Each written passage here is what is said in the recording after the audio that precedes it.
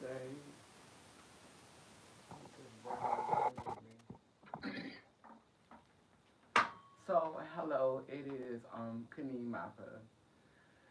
Oh, and I am here to do a video. So, get your teacups ready because this is not going to be a tell all, but this is definitely going to be healing for me. I'm going to share a lot of things that need to be shared just so I can, be ready to move forward for the next chapter of my life. Um, oh, I need that. Um, it's been taking me a while to do a live because a lot has been going on in my life, and there's been a lot of confines that have kept me from being able to come to y'all. I'm trying to respect, my work environment. I'm trying not to, divulge too much information because, I'm a transparent being. And social media is a platform for me to do therapy. This is how I manage my mental health.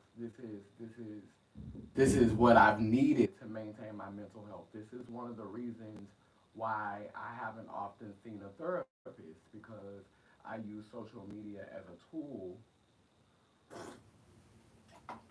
for my healing. Um, it's therapy for me, and it has always been therapy for me. Last night I did a session with some people who are doing an oral story down in Louisiana, and they wanted my stories to be a part of the heritage, the history, the rich tapestry that is queer people of color, trans people, black people who resonate with the LGBTI, etc. community. And so they're acknowledging me as a part of that rich tapestry that is our culture in New Orleans. And that is an honor.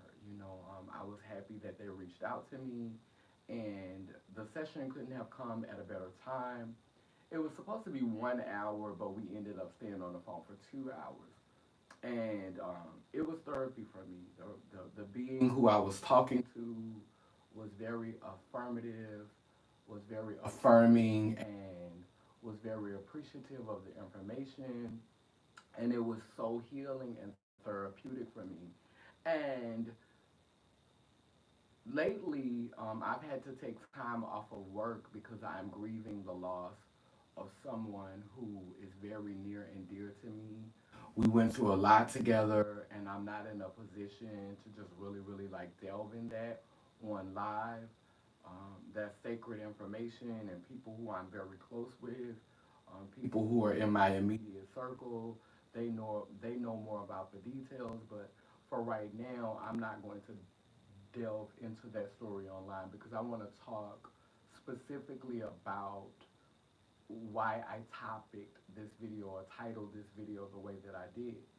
I titled it um, The Performativeness of Black Trans Women. And what it got me to thinking about is why so many black trans women are really not friends in real life. It's a performance for the camera. They're really not sisters. They're A lot of us are really not close with each other. Like it's a performance for the camera. Like literally, we don't hang with each other off camera. A lot of us don't. Um, and it's just a performance. When I see you out, we are cool now, and it didn't used to be like that. And there's like I could stay on this camera for hours and hours trying to break this down, but it all comes down to this.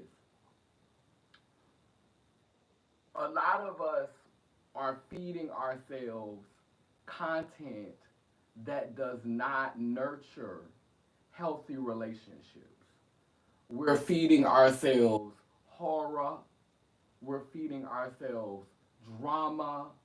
We're entertaining ourselves with messages of constant discord that do not cultivate and nurture healthy unions, healthy friendships, healthy bonds, much less sisterhood. You A lot of us are being more than entertained by what we watch. We're really taking it on, and we're becoming these entities and these energies in which we're consistently feeding ourselves for entertainment. But the first part of entertainment is enter. And so a lot of my so-called sisters are being entertained by horror, by violence, by drama, by pettiness, Bad Girls Club, Housewives, just drama, just competition, all of it, just constantly. And so many of them have tried to make me out to be the bad guy, or have tried to make me out to be this wicked spirit or this wicked entity, but the truth is coming and all will be revealed, because what you've celebrated in darkness, what you've entertained in the shadows, it's going to come to light, good or bad or indifferent. It's going to come to light. What you entertain, what you give your energy to. This is why in one of my songs, it says, "Be nasty in this bitch, be loud up in this bitch," and in the line it said, and in my rap part it says, "You think I want your food? You don't eat what I eat." Because the same thing that feeds your spirit does not feed my spirit. What nurtures you, what heals you, what empowers you, what uplifts you, that doesn't feed me. For a lot of you, competition feeds you, drama feeds you, horror. And let me tell you something, I don't need to watch horror movies. The Bible was a horror movie. Did you read the whole thing? So I grew up in church, and the Bible was a good enough horror movie for me. Abraham had to bring his son up a rock to kill him, and if it wasn't for the ram in the bush, he would have killed his son. They had soldiers going off the war, come home, and as a sacrifice, they sacrificed their daughter to God. Women turning into pillars of salt for looking back. A flood that killed nearly everybody on the planet except one family. Fathers sleeping with their daughters.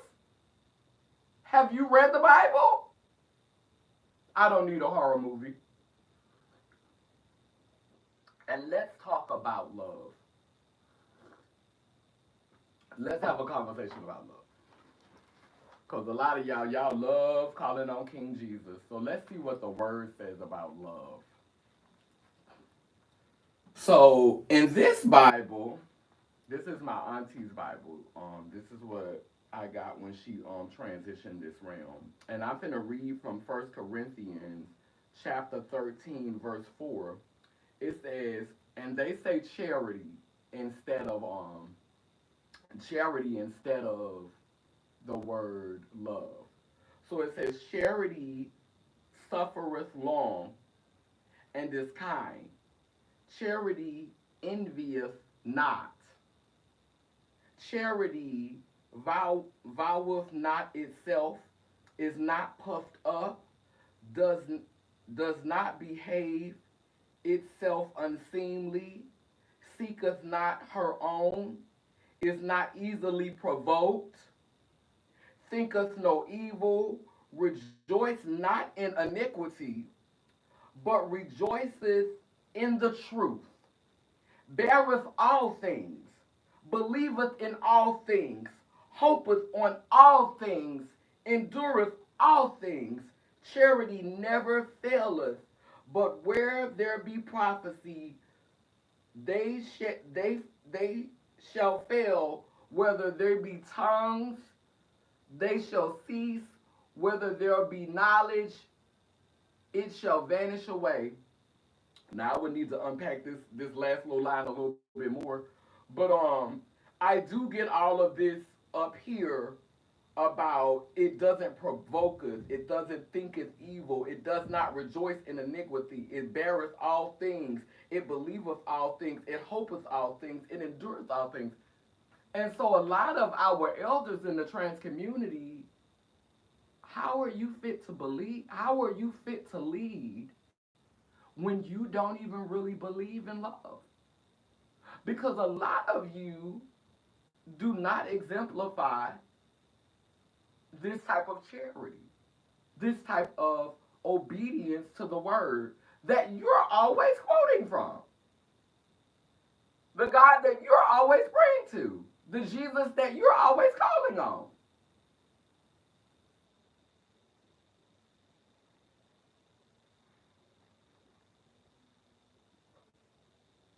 Charity suffers long. Which one of y'all suffered long? For what? Why are y'all suffering again? What you suffered long for? Charity envieth not. So many of y'all are envious of each other. That's why y'all can't stand to be around each other. So many of y'all can't take one another. And I'm talking about our elders. And this is what they passed down. Can't really take each other.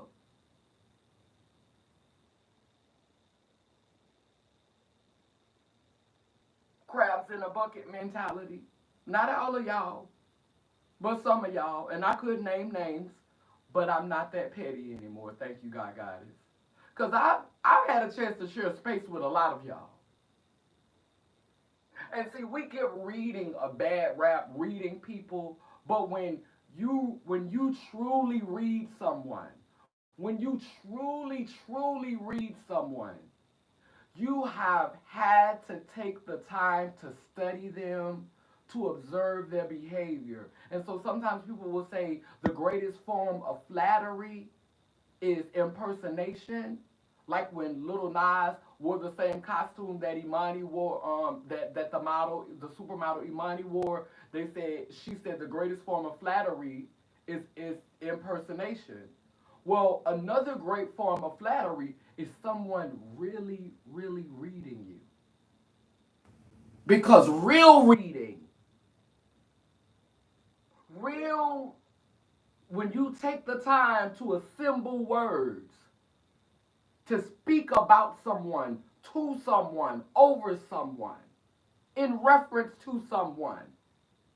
Real reading is when you have studied the person you are speaking about.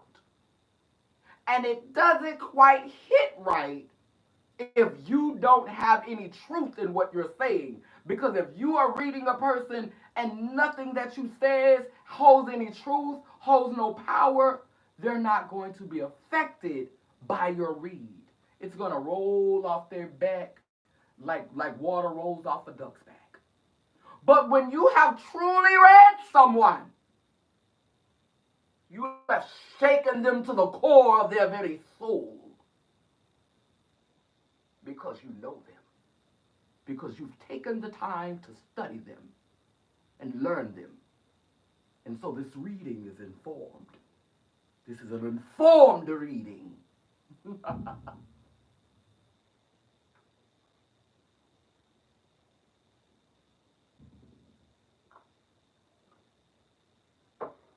And that art form is losing its luster.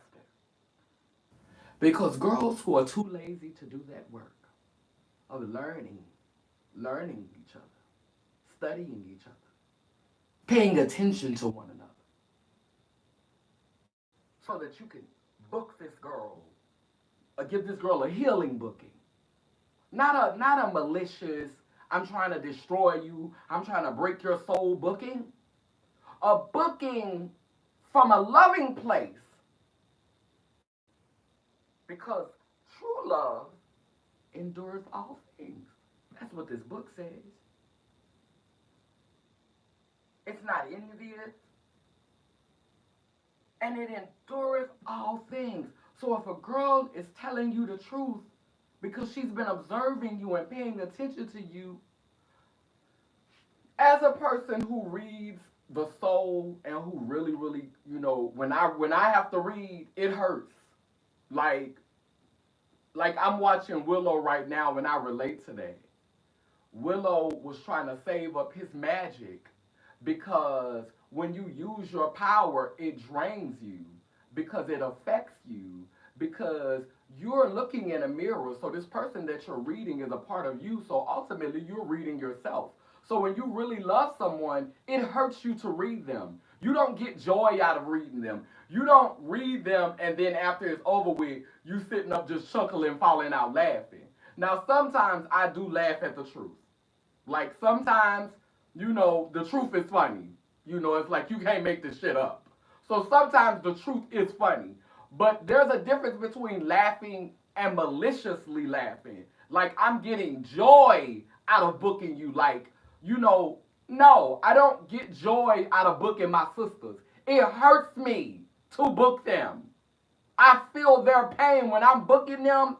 I'm booking myself because I'm noticing some things in them that I notice in myself. So as I'm giving you this booking, I feel booked. And so it affects you, it impacts you, it gives you trauma. My heart go to beating fast when I have to read one of my sisters or my daughters. I start shaking. But I know that if I don't tell her the truth, I am ultimately harming her because I'm not preparing her for the attack that someone else will give her out of maliciousness. I'm just trying to break your soul, boo. I don't care about you, boo. I ain't even gotta study you to know who you are, cause I've met 30 or 40 of you. Because I'm the same thing. That's how I know what you are. Because I'm the same thing. I'm not different from you. I'm the same as you. And they got some girls that's like that.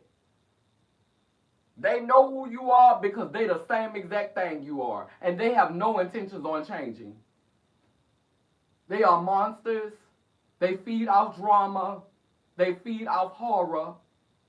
And they're walking around here hiding behind 2 pounds of makeup and a lace front wig. And underneath it, it's Gollum, the precious. Oh, the precious. Yeah, that precious. Underneath it is Gollum.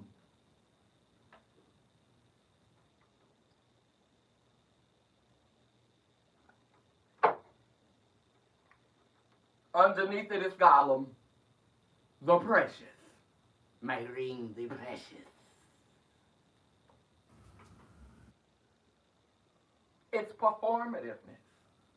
It's the performativeness of many black trans women performing in front of the camera like it's sisterhood. And you can keep letting these fake leaders guide you.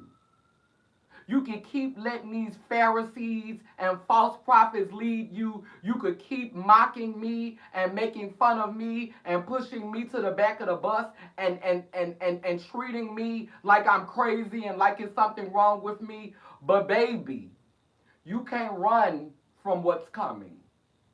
You can't run from it. And you bake this cake for yourself. Because if one thing I've always been, it's truthful. May not tell you everything, because everything ain't your business. Y'all don't tell me nothing. So I would say we was more than even. I don't owe you everything. Because many of y'all, you come here and you get wisdom, you get knowledge, and you get information, and you sit in the shadows and you kiki with others in a malicious way about my name. But what you have cultivated in darkness, it is on its way to the light. This is the season. This is the time. Look at what Kanye is doing. Do y'all know what era we are entering? Do you know what this world is about to be like in 3 or 4 years or less? And a lot of you have helped to sow it. A lot of you have helped to sow it, chasing bags, pursuing wealth, and that's it, without any balance, acting like starving wolves. For what? Paper that will burn as soon as fire touch it?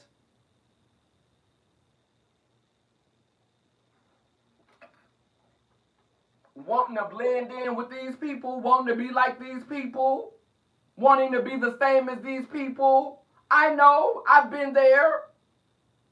I wanted to blend in too. I wanted to be normal too.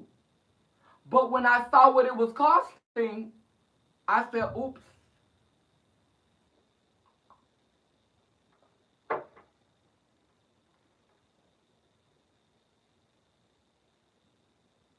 This world is headed for war.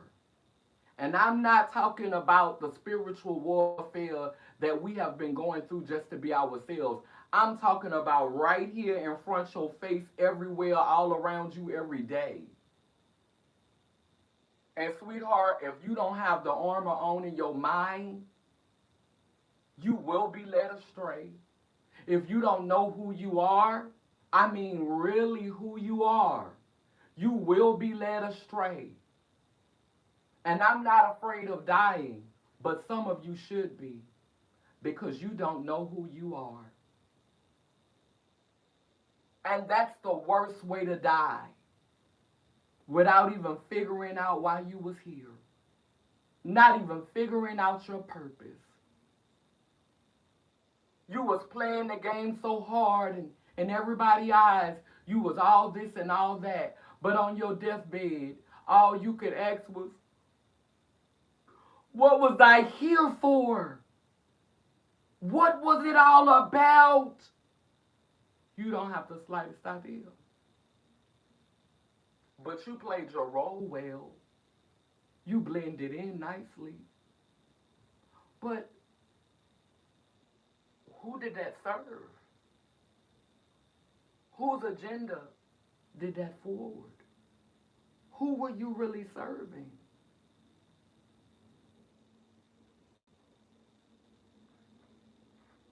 That's a horrible way to die. Having no clue of why you were sent here. Being used by something and not even understanding why.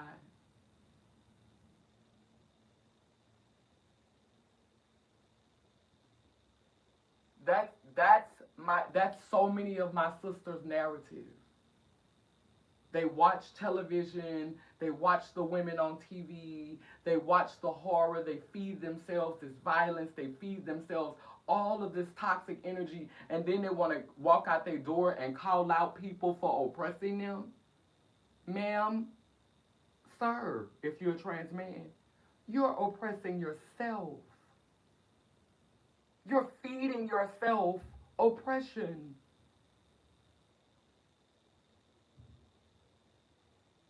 And so you go out with this attitude like you're a diva when you're not.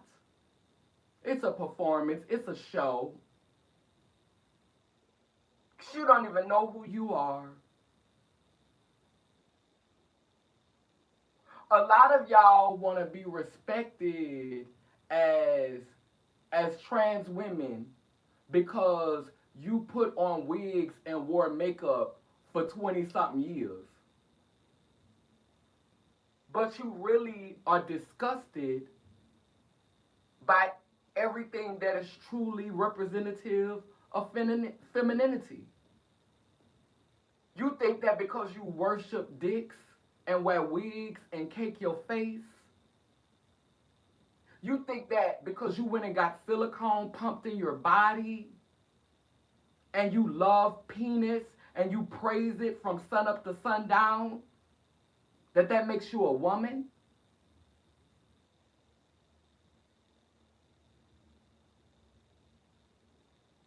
You think that because you walk with a twist in your hip and you speak in a feminine tone, and you know about colors and weave and fashion, that makes you a woman?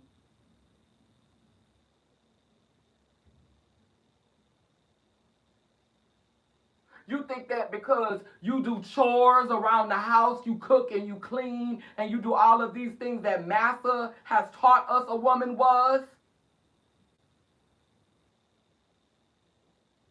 that our foremothers were beat into doing? Our foremothers were burned at the stake for resisting the oppression of the fathers. They were beheaded. They were burned at the stake. At one time in China, they was killing the female babies before they even got here. Millions of them a year.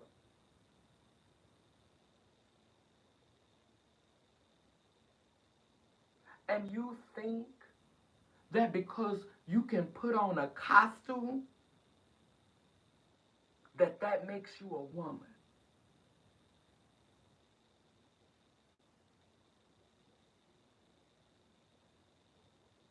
You don't really want to know what a woman is.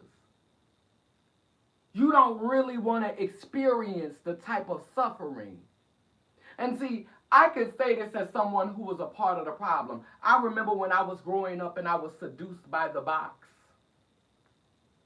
And and RuPaul was on TV, and RuPaul had her blonde hair and RuPaul's makeup, and RuPaul looked like a supermodel, and RuPaul was just so, and RuPaul's body stayed the same because RuPaul couldn't carry no children. Wasn't nothing coming out that stomach. Wasn't no life coming out that stomach. Now, I'm not going to say that RuPaul is not creative. But RuPaul is not the portal for the physical pitter-patter of feet. But RuPaul gave you runway model for years. And at one time, RuPaul had me looking at my sisters and my cousins and the women around me saying, girl, put a lash on. Girl, put some makeup on. You look so boring. You look so plain. You look so homely. I was a servant of patriarchy. I was serving patriarchy. And I'm repenting for that right now. God, Goddess, please forgive me.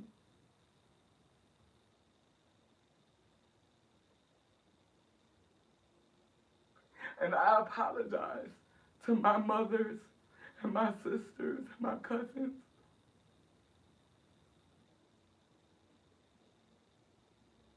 Because I was wrong.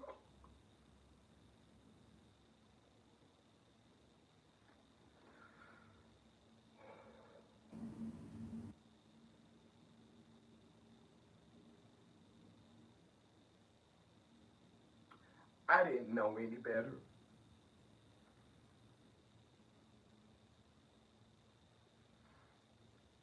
It was entertainment. And it was entering my spirit. And I was being violent towards my foremothers and my sisters and my nieces. And now, honey, baby, they love wigs. They love lashes. They love all that drag. And the fembots, the ones who were here for the agenda, the ones who are here to infiltrate and to derail the movements, they are able to come in. And it's not just ones with penises. It's some of y'all with vaginas. Y'all was born with vaginas. And the world have made you hard. And you've had to become hard in order to navigate this reality. Because our brothers, our kings, our uncles, our male siblings are destroying themselves because they've had to sacrifice the most to maintain their crown. I know men who cannot cry, who will not show any emotion, who will not feel anything. And they end up self-destructing because it is harmful not to cry. A river must flow. A river must run. We are all universes and earths within ourselves, and your river must flow. You can't leave that dam. You can't leave that dam up. You got to let them tears flow. You got to let that river run, honey. That's healing. Healing waters. And this world tell our brothers and our kings and our sons and our fathers and our uncles and our bristers, brother, sister, for the whole ones. You can't cry. You can't feel that. You're not supposed to feel that. That's weak. That's soft. That's feminine. And so now you got beings who were born with the capacity for this society to accept them as being soft and feminine because they were born with wombs. They won't cry either. And so now the dam and the well, it's even more backed up. And you know what happens when you keep blocking something in and you keep packing it in and packing it in and packing it in. Eventually, it's going to explode. And chaos is going to ensue. And so I just want y'all to know that all of y'all who are assisting in nurturing this reality that stands before us right now, you are packing that dam. You are basically making dynamite. Because you ain't going to be able to block it off forever.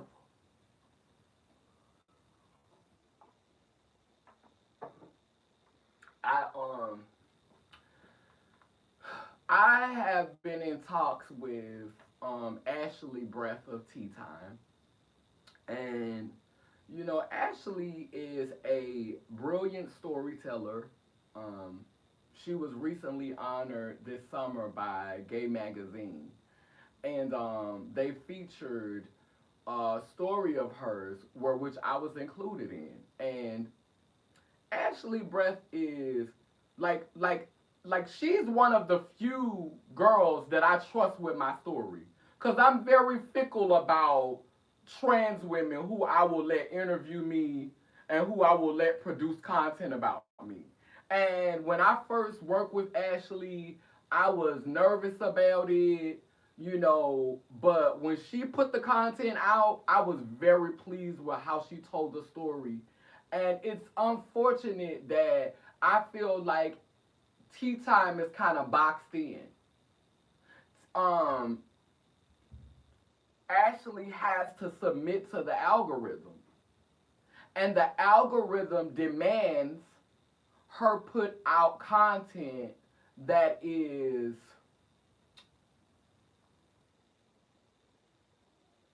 I'm trying to find the word because I don't want to make it look like I'm being shady because I'm not.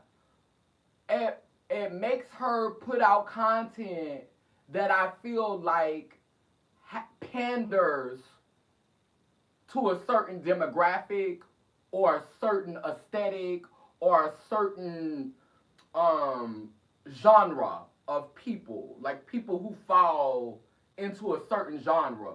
And so we can't change. We like it's a lot of y'all don't want to hear the truth. A lot of y'all get out and march and like it's so performative. So much of this community is performative. Y'all get out there and whine and whine and whine, and as soon as somebody puts some crumbs in your mouth, you shut up. You get out there and you march and you talk about like you hear a lot of the girls who was out there stomping and marching and talking about liberation. Soon as them girls got a bag, you ain't hear nothing from them girls. Soon as them girls got up, that's how you know it's performative. That's how you know it's performative. Them girls get a bag and them girls go into silence. And I'm gonna be honest with you. My goal now, you can't save everybody. I just want my own little piece of land, and I want to start my creative space, my healing space for people who are on my frequency, But a lot of these girls were fake. These girls never were really about the liberation of indigenous people, black people, Negro people, queer people. Y'all was never about liberation. Y'all just wanted to be an overseer. You wanted your position as an overseer. You wanted your position in the big house. That's all you wanted. Now you up in the big house with massa and you eating good and you really just performing. You get in front of the like you could tell cause I watch videos of these girls at these trans rallies and these trans marches and they have no passion, they have no fire, nothing. And girl, I'm supposed to be the sex change. You girls still got dick and balls. And you girls sound beat down. You girls don't have no fire, no passion. It's gone, boo. It's gone, boo. And you got dick and balls, boo. You still got your nuts, ma'am. And you can't speak with no fire? Girl, it's gone, girl. You eating too good. You living too good. You ain't sacrificing nothing. None of y'all. That's why y'all can't speak with no fire. It's fake. It's performative. Y'all sit up and y'all watch The Help. Y'all sit up and y'all watch Viola Davis. And y'all channel the girls that y'all see on Housewives and shit. But girl, you don't have your own fire. You don't have your own passion. You don't got it. You don't got it, ma'am. It's gone. You're eating too good. You're not sacrificing, boo. You can't speak with no conviction.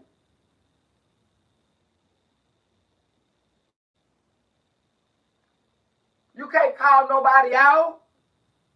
Call yourself out.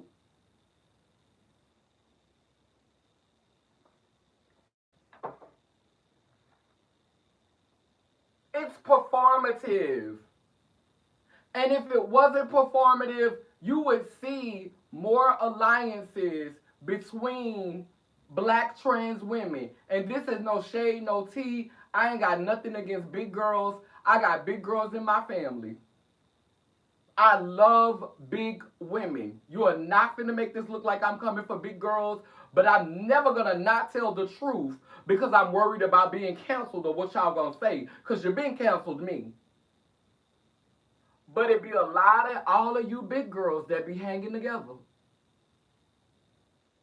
And we see what just happened with Miss Baby, Miss Big Girl.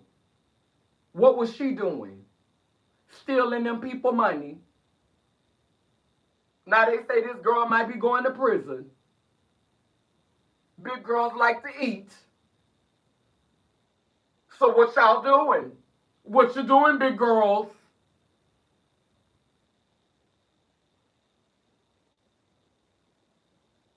Yeah, my vice. Every now and then, I roll out and might hit a rock. Every now and then, I might have a old derelict piece of trade. Every now and then, I might have a drink of alcohol. I might smoke some weed.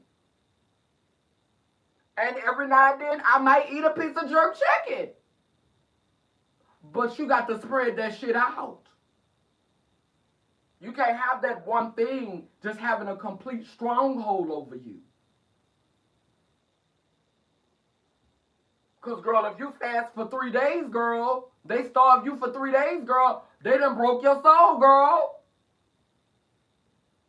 So, girl, y'all come from me and say, oh, she smoke crack, or oh, she be messing with derelicts, oh, she be doing this. But guess what? She's strong because of all these experiences.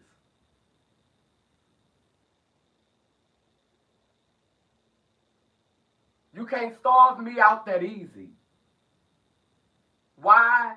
Because I've been tried and tested on numerous levels. The main girls that judge me, You would crumble after 30 seconds in my fucking shoes. You would crumble after 30 seconds in my shoes.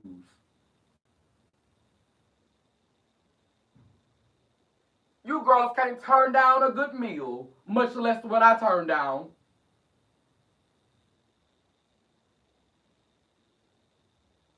They know how to get you. They know your weakness already. It shows.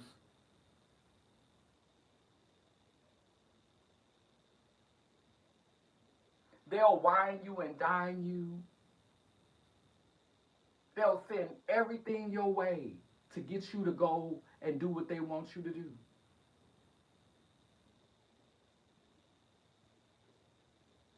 We all got habits.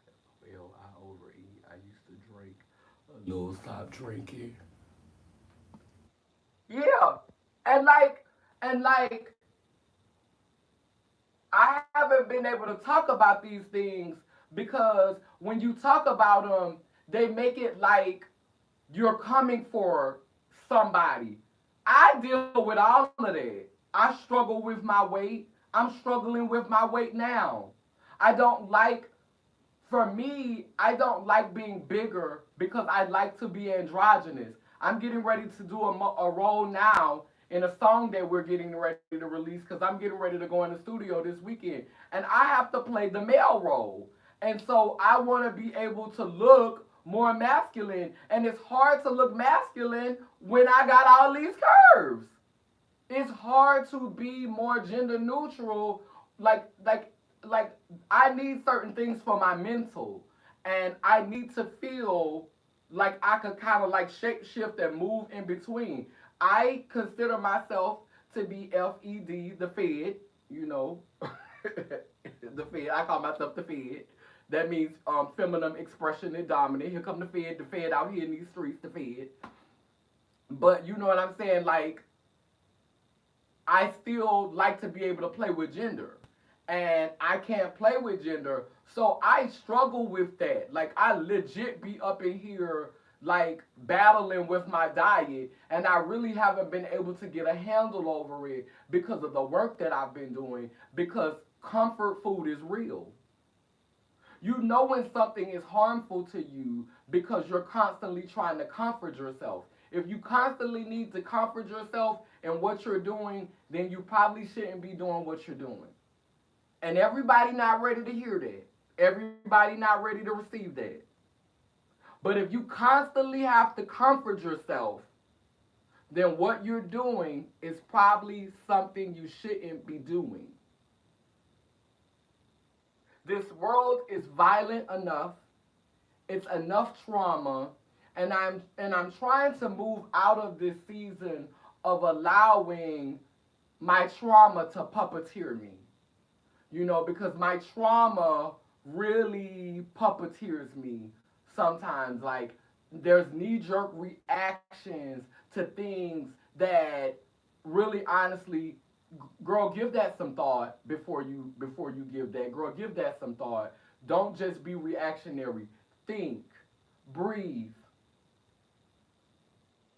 Don't just react because you're in pain or because this reminds you of a situation that was harmful or because you're worried about being harmed. Find your peace. As above, so below. As within, so without. I am connected to everything. And when you drop a boulder into the ocean, it is going to be some turbulence for a few minutes, for just a few seconds. And then it's going to continue to do this. And the ocean is in conflict, yet it's in harmony. Going in opposite directions, but still in harmony. And that's how we're supposed to be as spirit beings having a human experience. We're in conflict, but we're still in harmony. You going your way, I'm going mine. But baby, we still in harmony. We still connected. We still a part of the same big entity. You know, and like that's what I have to remind myself constantly is not to allow myself, not to allow myself to allow a moment to disturb me so much that I forget how I'm supposed to flow. And I didn't see all of the comment, but let me tell you about helping people. We live in a culture that has us afraid of being used. You know, that has us often worried about being used, and we be so worried about people using us that we don't allow ourselves to be used at all. And so then we have to ask ourselves, what are you here for? Because sometimes when a person think they getting over on you or when they think they hurting you, it end up they might shine in that particular moment. It might look like that they are winning in that particular moment, but trust me, the story's not over. The fat lady have not sung yet. The sun. I was having an argument with this philosopher one time, and and I went into the Bible and I was like, the first shall be last and the last shall be first. And he was a super intelligent dude, and he was like, but why somebody gotta be first, and why somebody gotta be last? And now this when I have conversations with people, if they really are important to me and they really mean something to me, their words will stick in my head and I will process what they said and I will continue to process it. I won't ever stop thinking about it. I will always go back to it until I can get an answer to that question. And when I went to Africa, that was when I got the answer while I was in Africa. Because in certain parts of Africa, especially the part that I was in, and I think all over Africa, they are ahead of us. So they experience day while we're experiencing night. So when I was over there in Africa, the sun will come up, I mean like 5 or 6 hours before the sun will come up over here. 6 or 7 hours. They would be experiencing day while America was still experiencing night. So when it says the first shall be last and the last shall be first, that means that the sun is going to shine on you first and then it's going to shine on them. So it's not saying that you're better, it's just saying that you're in the position to experience this day first. You've been positioned. Come on now, somebody. You've been positioned to experience this day first. But the sun cannot shine on you 24 hours a day, every day. The sun has to now shine over here. And so the first shall be last and the last shall be first. So it's time for other people to experience their day. The sun has been shining for what is hours or years or centuries or decades on this group of people. And now it is time for the sun to shine on another group of people. A man, a woman. You see that?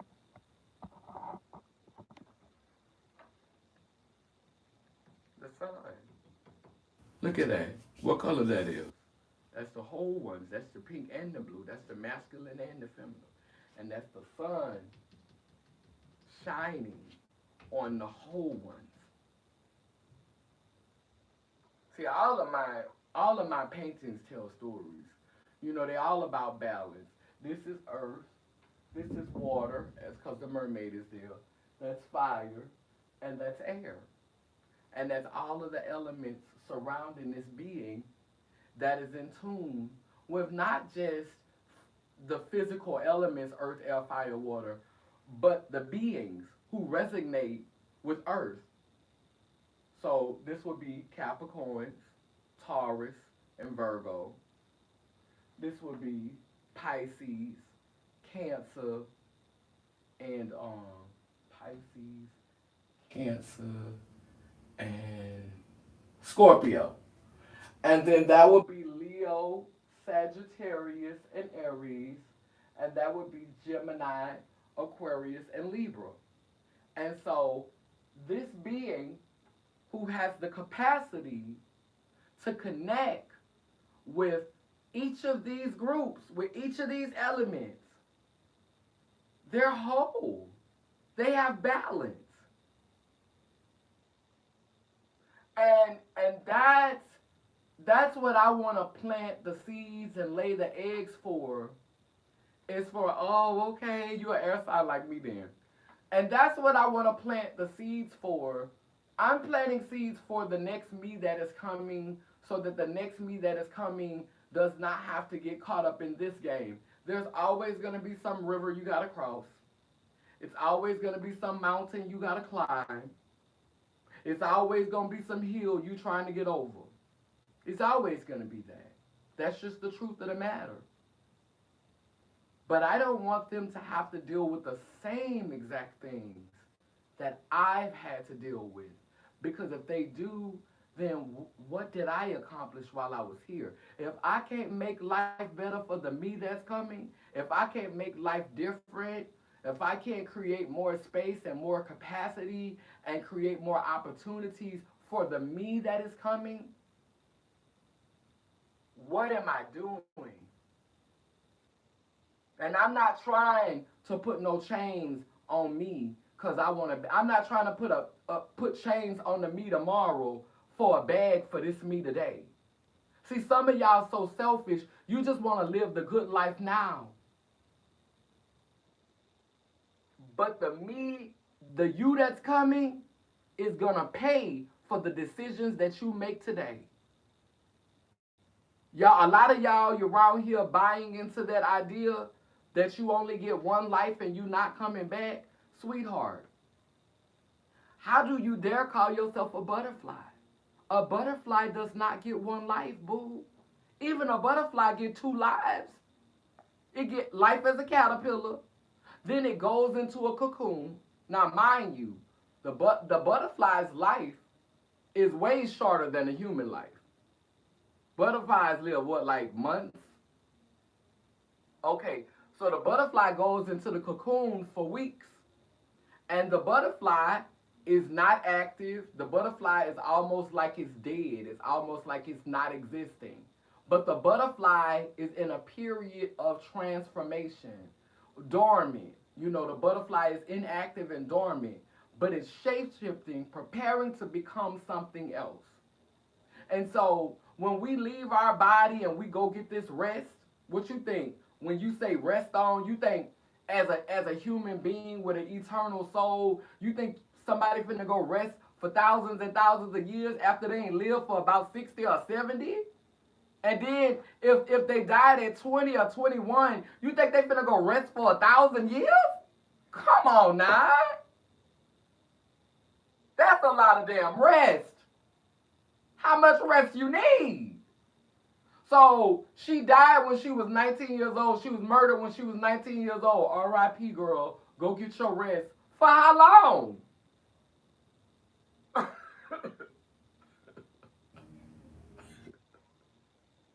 Martin Luther King said, how long? Not long. How long? Not long. How long she's supposed to rest? So the caterpillar goes into this period of rest because it's preparing to become the butterfly. And my first sermon was called Butterfly People. When I go to rest, I'm going to be in a process of transformation because I'm getting ready to become something else. And so y'all keep on holding on to that philosophy of you only got one life to live. And when you find out that it's not true, or even worse, it might be true for you. Because you might not be worthy of reincarnation. You might be that useless. They might not see any other purpose for you. So even worse, it might be true for you.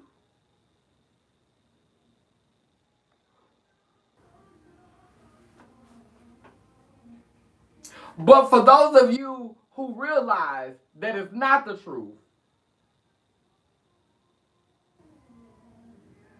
the more you sell out today, the more you will have to pay for it tomorrow. The you is coming back. And you is going to have to suffer the consequences of your choices. So keep on selling out. Keep on turning your backs on your sisters. Keep on performing womanhood, black sisterhood. Keep on performing, Gollum. Keep on performing, shadow weavers. Keep on pretending to be so righteous when you're not.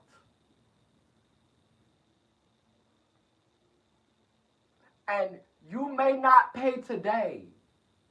You may die with the illusion of success and prosperity, but you shall come back.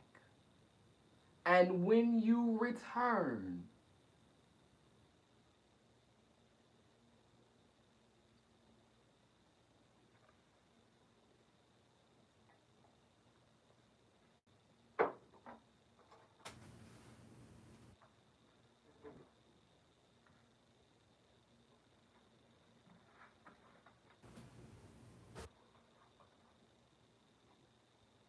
because I hope you don't think that you about to sit around and rest forever after you live this one life.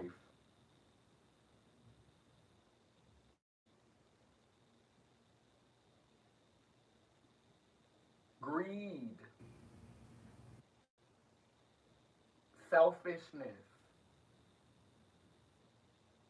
and y'all just done took performance to a whole nother level. It's not genuine. A lot of y'all can't stand each other. You only align yourself with each other for financial reasons. You don't like each other. You don't like yourself. How can you like somebody else, ma'am? Sir, you don't even like yourself. Secretly, you don't even like yourself.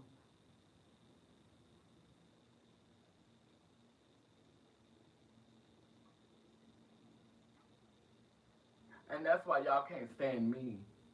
Because y'all wonder, how has this girl been through all this and she still have a soul? She still ain't sold out completely. Yeah, girl, I done rented it out for a little while. Hold on. The boobs is slipping out the pocket. Them girls is dropping, but I ain't getting no bags in them. I'ma keep these. But yeah,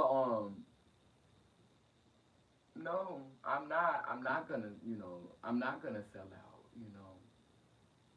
These little young girls be on live, and these girls be talking to hear themselves talk a lot of the times. And I'm so glad I'm not there anymore. I let the art speak for itself. I don't like where Kanye is. Like I spoke up for Kanye at first.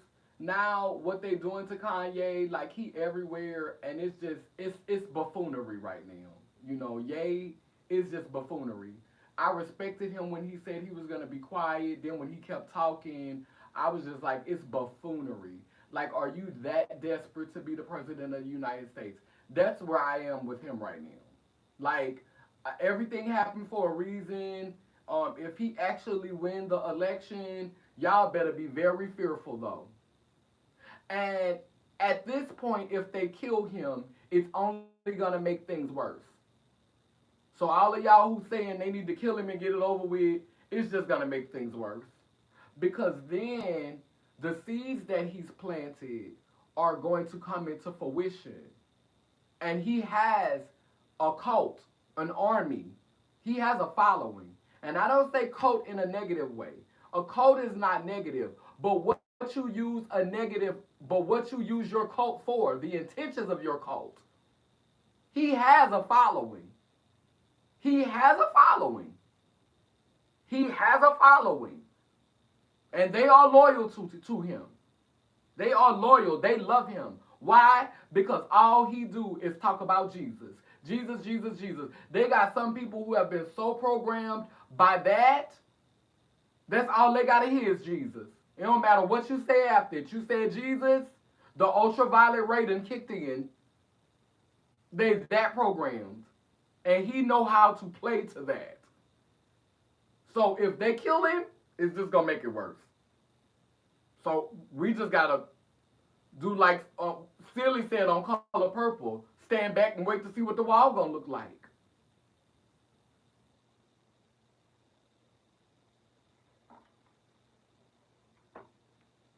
But you need to get yourself together, because if you're not together, you'll be easily deceived, and you can't close your ears to anything. You have to be willing to listen to a piece of everything. Sometimes I just need to read the cover.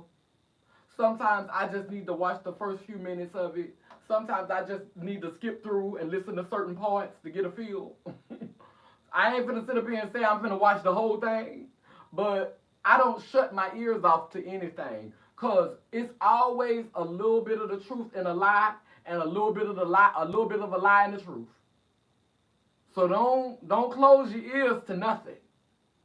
Don't let them trick you into just, if you're a Democrat, you just listening to the Democrats and you ain't listening to nothing that the Republicans saying. And if you're a Republican, you just listening to the Republicans and you ain't listening to nothing the Democrats saying. Don't let them do that to you. I listen to both sides and then I deliberate, because that's what a judge does. A judge listens to the prosecution and the defense. So be unbiased in your discernment. Listen from both sides. Don't let past trauma dictate how you navigate this reality by just automatically, I'm going with this crowd and I'm following the Democrats, and whatever the Democrats say, I'm on their side, and whatever the Republicans say, I'm on their side. No, ma'am. That's like a judge being in a court and saying, I only want to hear from the defense. I don't want to hear what the prosecution has to say. Oh no, I only want to hear from the prosecution. I don't want to hear what the defense has to say. No, ma'am. I want to hear everything. Give me this tea. Let me get both sides here. Now, what you said? Okay. I don't want to just listen to Nicki Minaj. I want to listen to Cardi B. I don't want to just listen to Jay-Z. I want to listen to Ye. I want to hear both sides.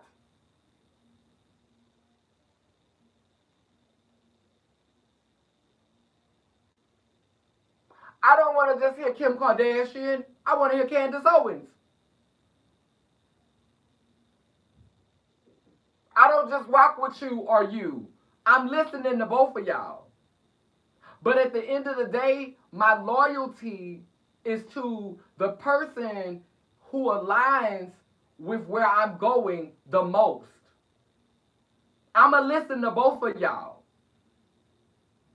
But my loyalty is going to align with the person whose values align with mine the most. And some of y'all don't know what y'all value. You're being programmed what to value, but you don't know what you value for yourself. Because in some ways, I am a conservative. I believe in conserving clean water. I believe in conserving real fruits and vegetables. I believe in conserving the soil. I believe that children should not be programmed from kindergarten to college. I believe that they deserve creative spaces and they should be around beings who are trustworthy, who are not going to try to sexually assault them or manipulate them, but protect them with their lives while they learn for themselves. Cultivate a space for them to learn and protect them and nurture them and not be afraid to have difficult conversations with them. That old way of the child doesn't have a say-so. Well, how are they going to learn how to respectfully disagree with people outside of the home if you're not capable of having a conversation with them where they're speaking up for themselves inside of the home. They need to know how to respectfully engage in conflict, and that starts within the home. So we have to discard these antiquated ideas of the child does not have any say so and the child don't have no wants. That is foolish, and you are preparing them for slavery because you are not mentally, emotionally equipped to deal with something that you summon into this reality, something that you called forth from your bodies.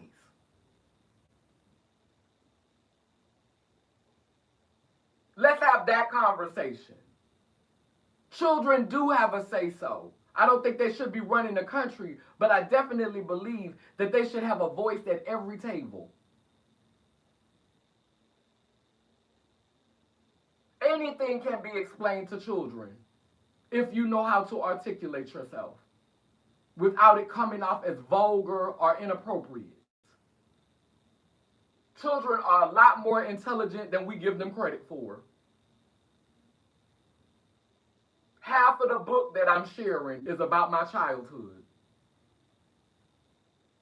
because I didn't forget. A lot of y'all forgot and you suppressed your childhood. But I remember how smart I was. If you ask me, I was smarter then than I am now. But I didn't have the experience. My brain worked faster. My memory was like, whoo! But I have the wisdom now. If I had the wisdom to go with that brain, if I had the experience to go with that brain, and our experiences aren't necessarily meant to be the children's experiences, but if we can share them with them, it can benefit them in making their decisions for their lives.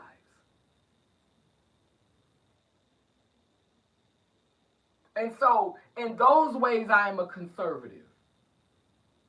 Certain things I believe in protecting, and I believe in fostering, and I believe in nurturing, and I believe in cultivating certain things. I believe in preserving certain things.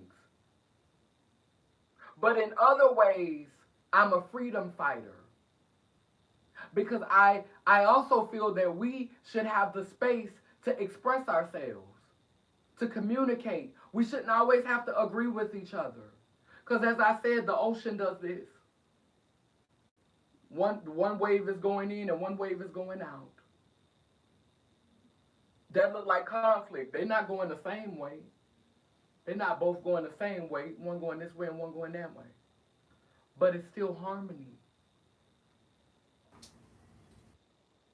You can contradict yourself. You can be a hypocrite within your own being. And it's normal. But what makes it weird is when you don't know that about yourself.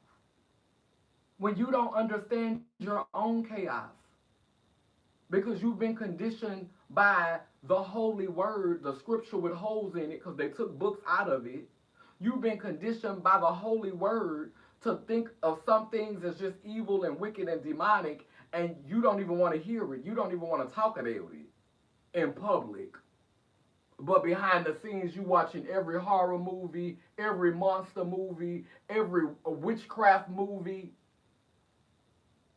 And that movie about good versus evil that had the one that played Olivia Pope in it. Child, when I tell you so many of my sisters, that's that movie, you would have thought I would have been the one that would have been going to the school for evil. And you would have thought that they would have been the one that would have been going to school for good. And in real life, most of the girls that I know would have gotten dropped off at the school for evil. But they get out in the public and pretend like they angels. Girl, stop. Girl, stop. You is at the head of the army, girl, for chaos, girl, and don't even know it. And that's the messed up part about it, girl. You don't know yourself. Know yourself. Know yourself. That's the most important thing. Know who you are. Be able to speak to who you are. And when you know yourself and you can speak to who you are, nobody can shake you. Because they can't tell you nothing about yourself. Because you have been unafraid to explore yourself. Go down those dark paths, those creepy corners within your mind and within yourself, and face yourself. Because you are your greatest obstacle. And baby, I used to think I know myself. Chill. Baby, it took turning 40 and all of the stuff that I said I wouldn't do.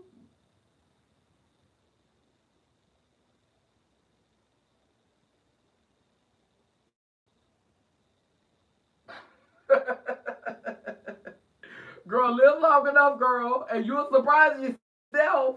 You'll surprise yourself. But baby, y'all better be careful with this programming out here because they programming the shit out of us in this season.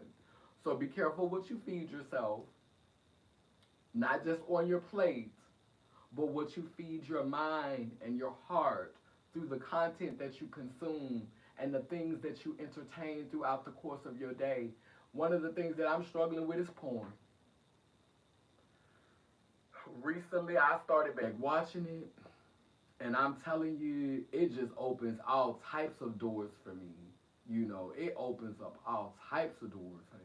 And I don't sit around and watch it all day long, cause child, I get mines pretty quick when I be rubbing. But I just feel so nasty after I'm done. I just feel, ooh, ugh, like it just feel icky, like, and I'm just working on not, yeah, yeah. Yeah, like I'm just working on like that's what I'm really struggling with right now is not watching so much porn. I'm not saying masturbation is wrong, but girl, try to get it on your own, girl. Try not to cut on the porn, girl. I'm talking to myself right now, girl. Try not to cut on the porn, girl. Try not to be googling BBCs, girl, because everybody love a BBC girl. So, like that's what I'm struggling with right now. And also just watching too much content. Like also just being on the internet and just always feeding myself content and being able to get back to that quiet, painting and meditating and writing and that's why it's time for me to get out of New York. Like, this is really like I only see myself being here for a few more months. I got to get out of here. Um, I was already a kind of a bitter person, just in general. Already a kind of catty, shady person, and that's the culture here in New York. Like, and it's normalized, like just to be shady.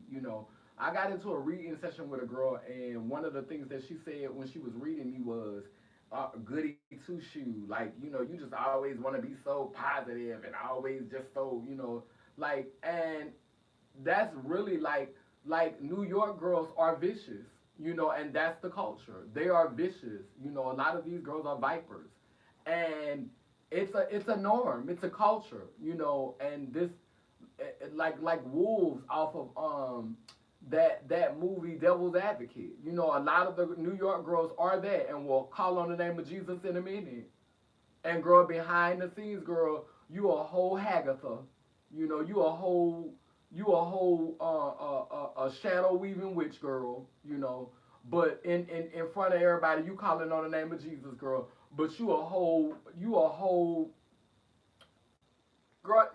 Girl, it's not the truth. That's not who you really are. And that culture is thick. I'm thankful for New York because New York has given me more capacity. It's given me more wisdom. It's given me more experiences. I've experienced things that some girls will never experience. I work for an organization that literally has created the first space in the country where people can go inside and get high and not fear overdosing. I did this work for 10 months and it is the first organization in this country that has ever created a space where people can use without overdosing. I was a part of that work, serving that environment for 10 months. That that is not no easy accomplishment. Considering what I've been through, considering my struggles with usage and my history or herstory with drugs, like being able to humble myself to work in a space like that and to do that work, that is no small feat. I don't know any girl that would have had the I don't know any girl personally that would have had the capacity to do what I've done, that's been through what I've been through. I know girls that are doing the work because I work with one of them and I live for her. But I don't know a lot of girls who have the capacity to do this work.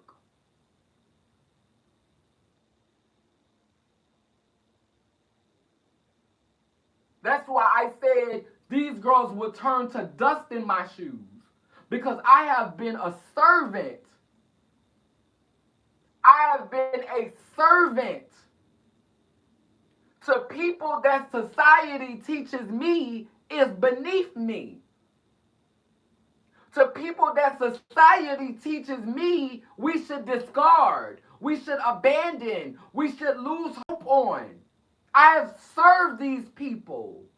Literally, serve them day in and day out, cleaning up after them, feeding them, making sure they have what they need, checking in on them, serving them. To people that a lot of my sisters would turn their nose up and step over and keep walking.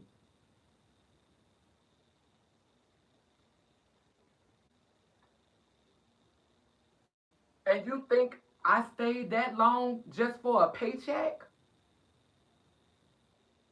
My money goes towards the mission, my art, trying to save the next me. And hopefully that me will be strong enough to open a door for some other people to save themselves because none of us can save anybody else.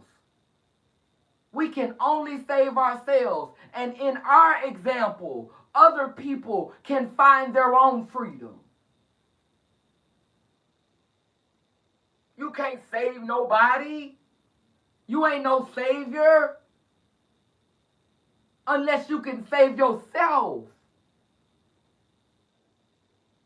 Save yourself. Take care of yourself. Love yourself. Nourish that sunlight inside of yourself. Understand that darkness and that chaos inside of yourself so that you can be an example to the next being. Amen, a woman. And thank you, God Goddess. But I didn't talk about it. I don't want to go into an hour and a half. I didn't said enough. Let me light this candle. Because I got other stuff I got to do today.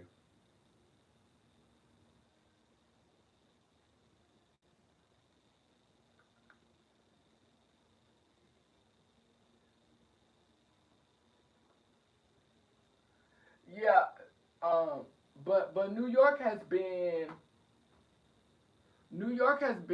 a lot of experience for me. Yeah, you're welcome.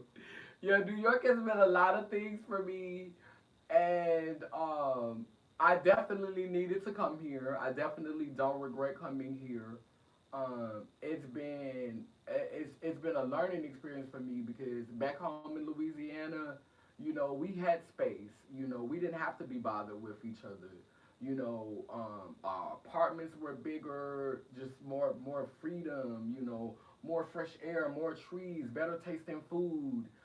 Better. I mean, weather. I enjoy the weather more. And so for me, I'm definitely a Southern girl, definitely a country girl. That's why I've embraced, and started doing the little skits. Hi, my name is T-Lan, your favorite Southern Belle. That, that's part of my healing process.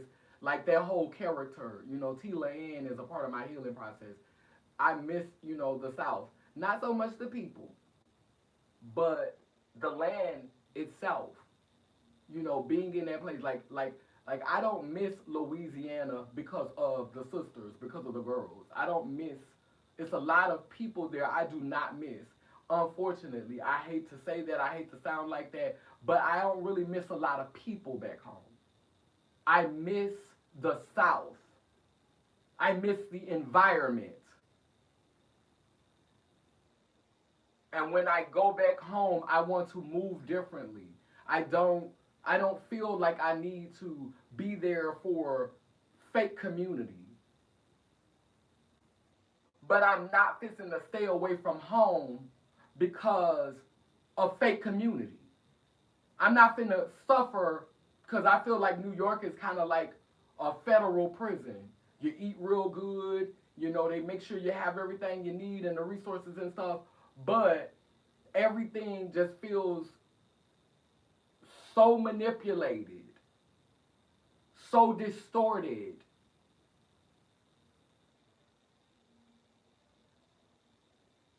Everything feels so distorted, so manipulated, and I miss going outside barefooted to feel the dirt under the bottom of my feet and just breathe. I miss being able to walk up to a tree and hug it and it not being no concrete around it. I miss that. I miss the simple things. I miss the heavy rain and being able to be outside in the rain and just smell that and just feel connected. I miss being able to go on walks in nature and trails, and I miss that. I miss being able to quickly access a pond or some water. I miss that. I don't really miss the people. Because a lot of them, they take it for granted. They don't care about nature. They just home because it's cheap. They got a bag and it's cheaper to live in the South.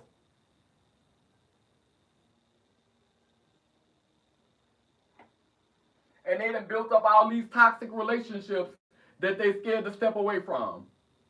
But I don't regret coming, like I said, I don't regret coming up here because New York showed me myself. You know, it really helped me to dig deeper. I'm going through loss right now. I'm in mourning. That's why I'm wearing all black. Um, one of my friends and my ex lovers passed away this past weekend, and baby, I went through it. Baby, you could write a book about my life just these past 2 weeks. I could write a best-selling novel about my life just these past 2 weeks. The cut up I have gave. We fall down, but we get up. We fall down, but we get up.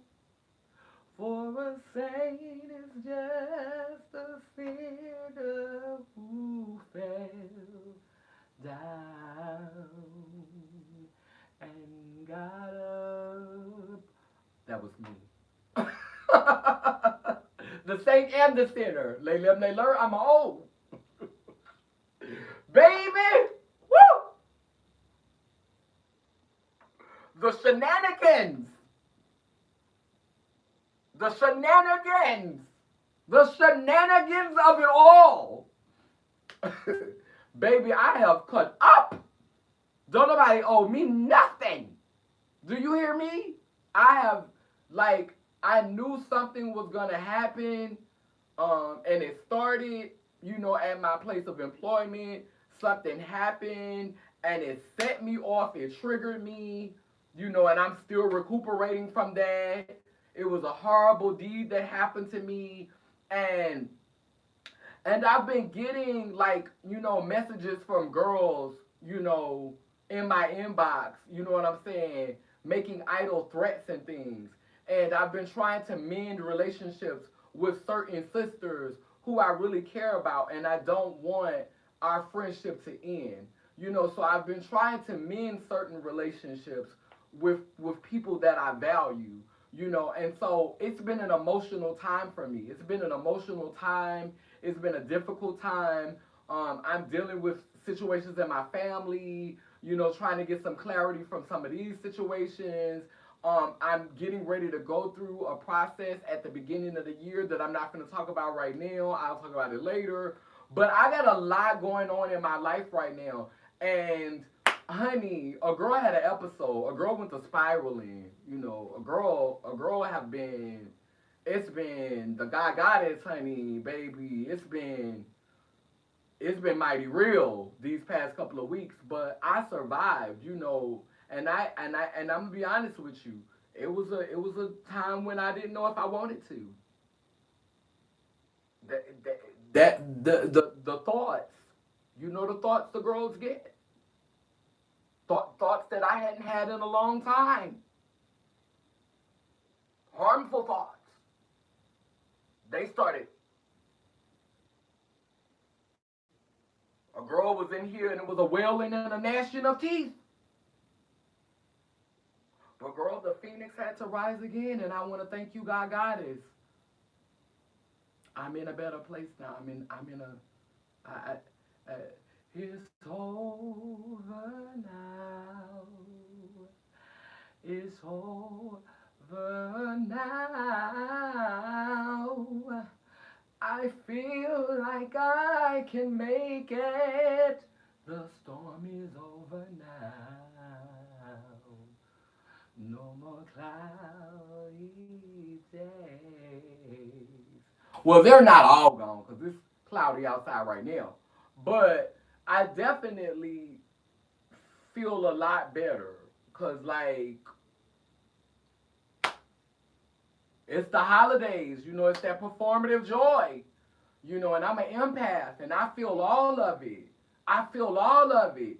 Y'all just don't understand what it's like to be in this body and to be so conscious and to be so present. This is a gift and a curse. This is wholeness. This is a gift and a curse. And sometimes it causes me to lash out at people. And I'm trying to get to that place of, like I said, I don't want to allow my trauma to puppeteer me because I see so many people who do that. You literally see the strings when they talking to you. Like they get mad at you and it go from motherfucking 2 to 10. Girl, where was 5, 6, and 7? Girl, we just had a disagreement, girl. And now, girl, you ready to throw away everything, girl? Girl, you ready to cut me off, girl? Where were the steps, sister? Where are the steps? And then some of y'all more comfortable being around a whole bunch of gay men than you are being around each other. What does that really say about you, sister? All of your friends are gay men. What does that really say about you, sis?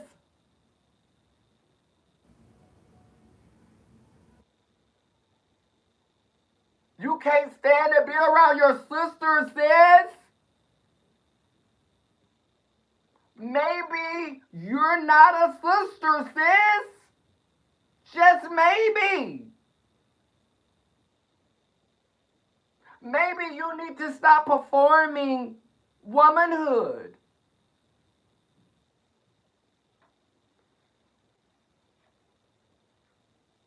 And have a come to Jesus, Oshun, Yemaya, whoever it is that you're coming to. But you get along better with gay men.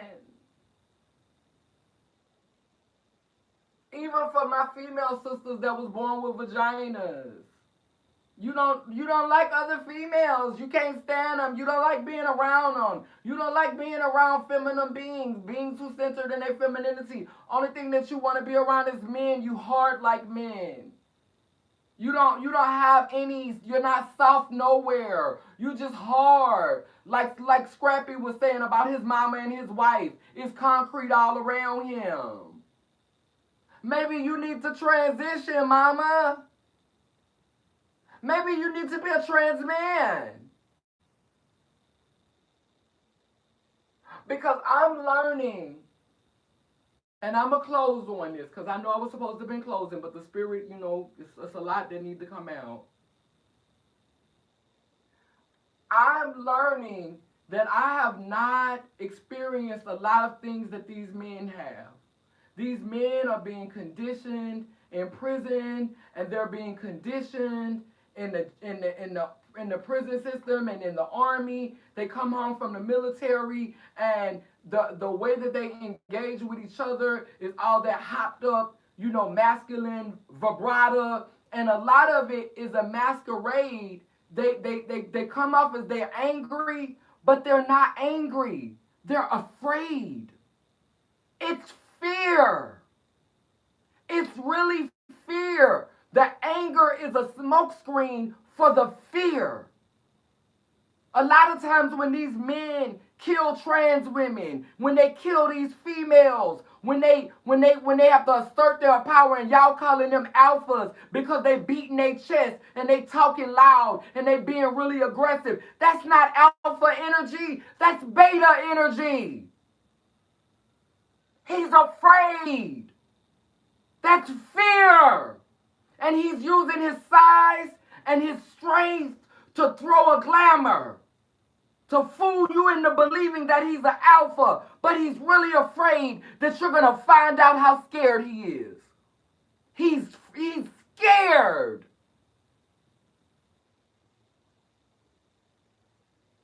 And these men don't know how to show anything but fear, and fear will kill you quicker than anything.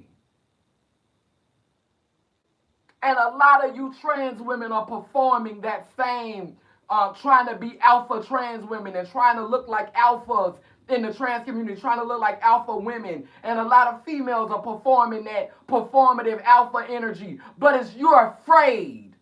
You're afraid to feel. You're afraid to be vulnerable. You're afraid to cry. You're afraid to hurt. You ain't no fucking alpha.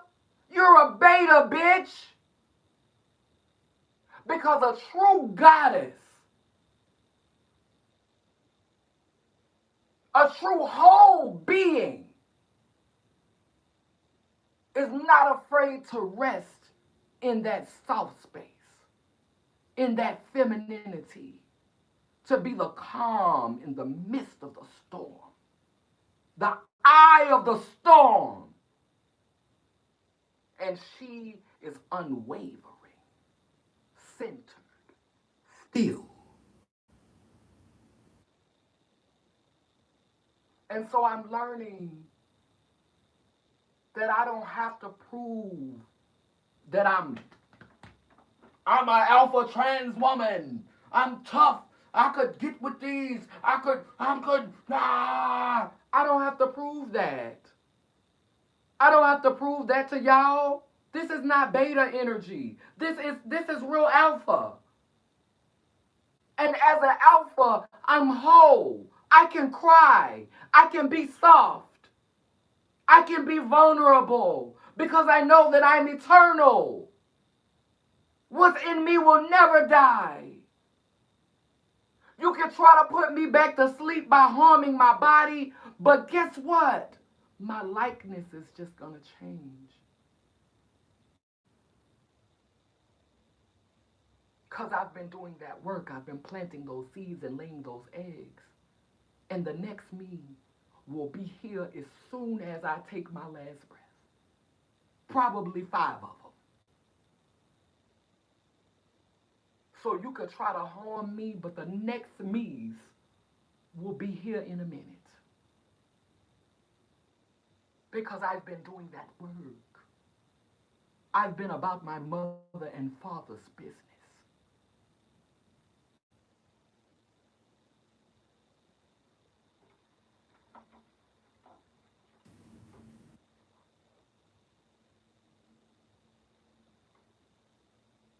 We have to know what real alpha energy is. And we've been deceived about what alpha energy is. And so, like I said, I'm learning to rest in my femininity. I'm learning to not have to give y'all that performance of power. Because sometimes power is just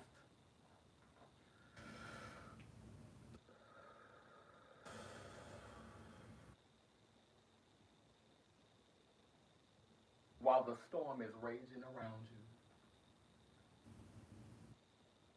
Be still and know that you are a part of God, Goddess. Be still and know that.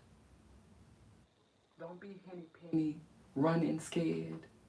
The sky is falling, the sky is falling. Be still and know who and who you are. And as I say this to you, I remind myself, be the calm in the storm. Because if your peace is that fragile, did you ever really have it?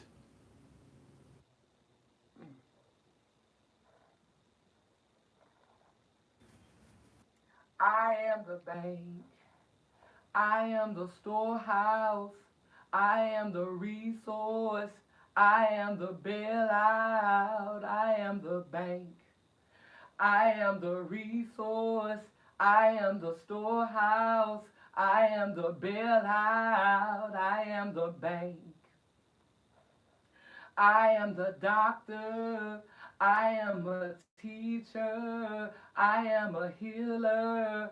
I am a winner. I am the bank. I am the resource. I am the storehouse.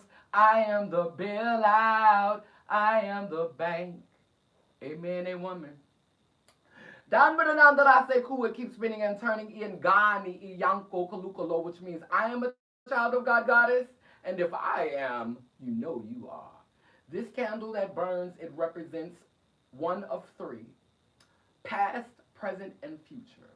As I blow out this candle on the physical plane, it grows with a fire and intensity on the spiritual plane, guiding our ancestors who've transitioned this realm on to the next part of the journey, guiding our ancestors who exist within this realm onto the next part of their journey, guiding our ancestors who are coming to a place and a time in which they can be most valued and purposed.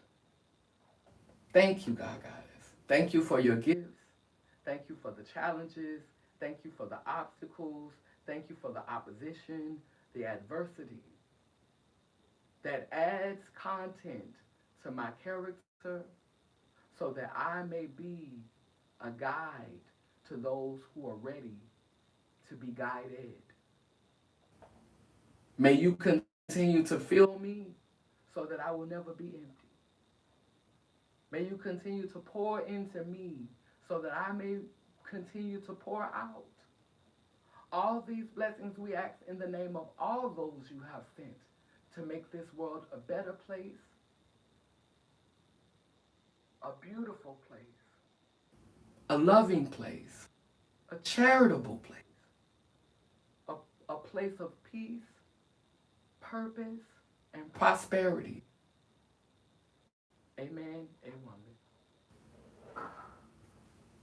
Love y'all. Have a good one. Be well.